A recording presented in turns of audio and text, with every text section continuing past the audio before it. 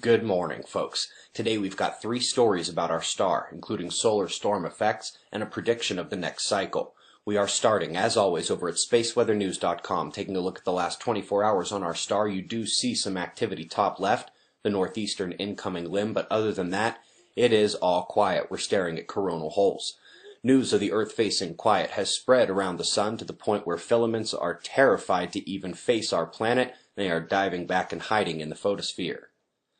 Those coronal holes have been facing us for a few days and will continue to face us for a few more. Solar winds spewing from them, all expected to impact Earth.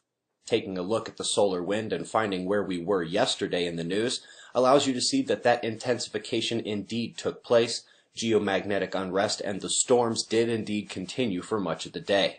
During the peak of the storms, we had yet another example of a major airport having trouble. An underground electrical fire, a very intense one, took out power to the airport and completely shut down not only outgoing flights, but even incoming flights and international flights were rerouted to other airports. We only see this during the geomagnetic storms. Up next, it's the launch of a SpaceX Falcon taking the latest total solar irradiance instrument up to the ISS. The short version of the story, they are trying to do a better job figuring out the difference between natural and man-made climate change, starting to question whether or not they've had all that data correct before. Lastly, on the news front here, we have yet another prediction of the upcoming solar cycle.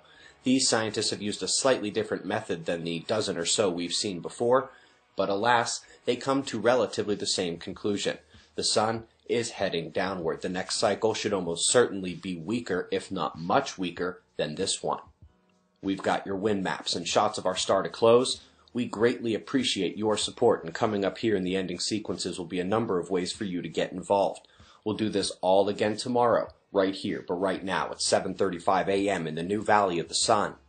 Eyes open, no fear. Be safe, everyone.